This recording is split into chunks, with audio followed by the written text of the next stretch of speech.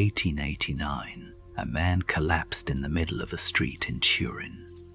He was holding a horse, weeping, his arms wrapped around its neck as if trying to protect it from something no one else could see. The police carried him home. He never recovered. He spent the last 11 years of his life in silence, a mind that had seen too far into things, finally refusing to go any further. Most people call this a tragedy of madness. But what if it was something else entirely? What if the problem was never that this man lost his mind, but that he had spent his entire life using it at full capacity in a world that was not built to withstand that? This is not a video about genius. It is a video about what the world looks like when your mind cannot stop seeing it clearly. Psychologists study behavior. Philosophers study what behavior costs. And for people with extremely high IQ, there is always a cost, not because something went wrong, but because a mind that processes reality at a deeper resolution than most of its environment will inevitably arrive at truths that are uncomfortable to carry. Here are 5 of those truths.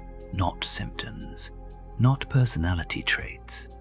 Philosophical positions that a very high IQ forces you into, whether you choose them or not. The first thing a genuinely high IQ does is quietly dismantle the architecture of inherited meaning. Not dramatically, not with a manifesto. It happens slowly, in small moments.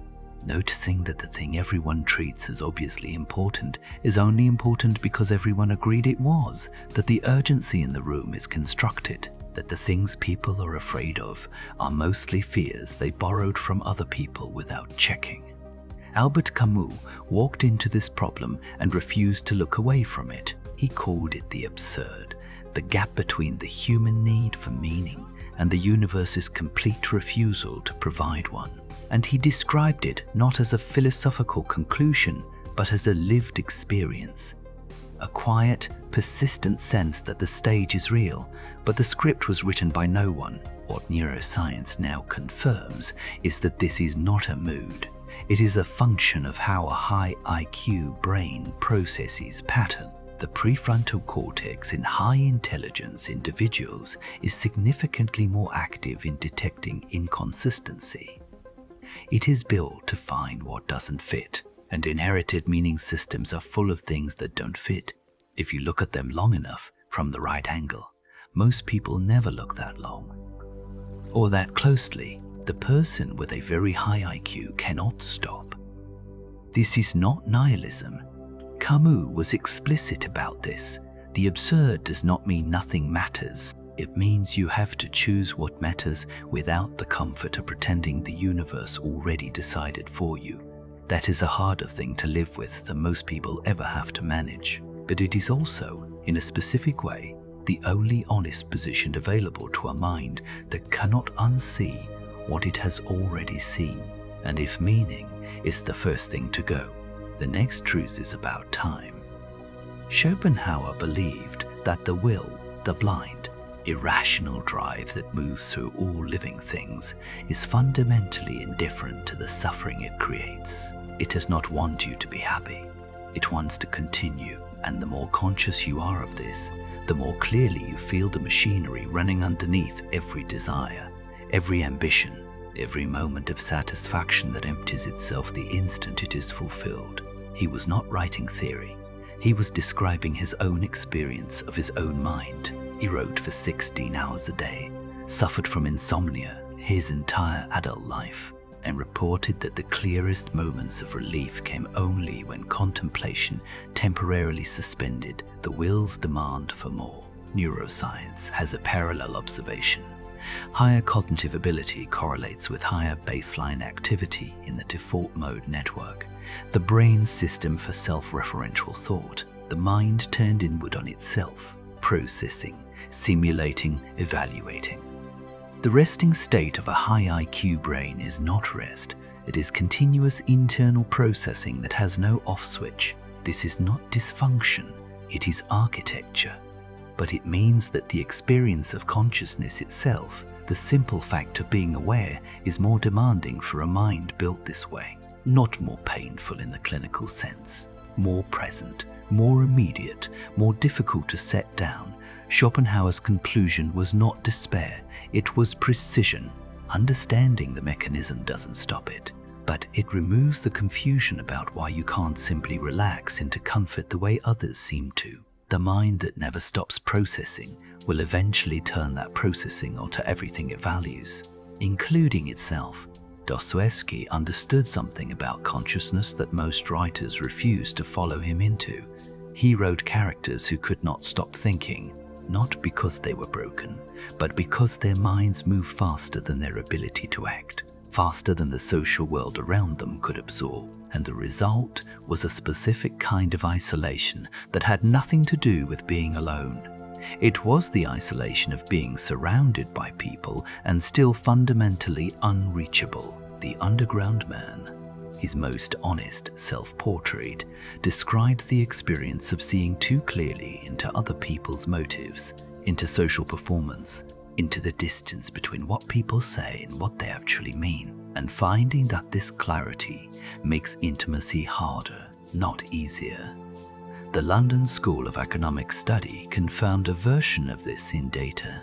Highly intelligent individuals reported significantly lower life satisfaction from frequent social interaction, not because they disliked people, but because the cognitive cost of social environments is proportionally higher for a brain that is processing every layer of what is happening in a room simultaneously.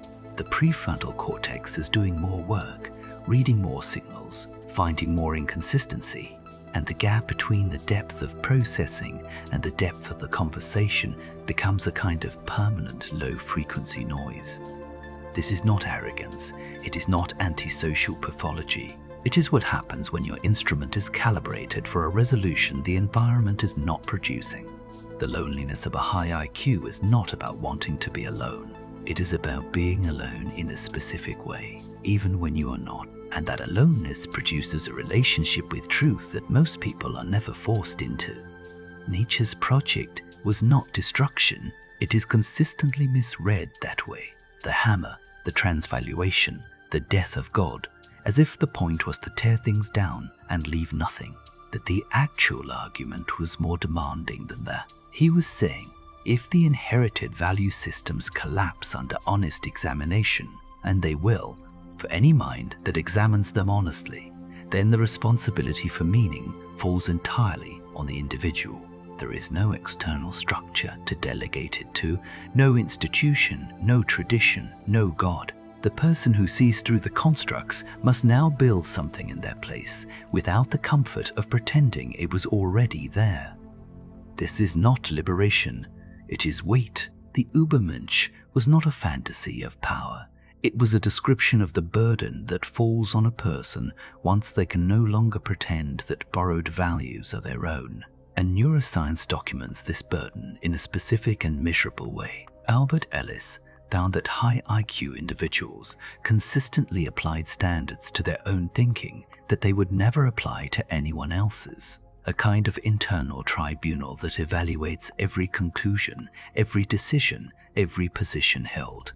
Not to be difficult, but because the mind is accurate enough to see the distance between what it actually knows and what it would need to know to be certain. Self-doubt in a very high IQ is not weakness.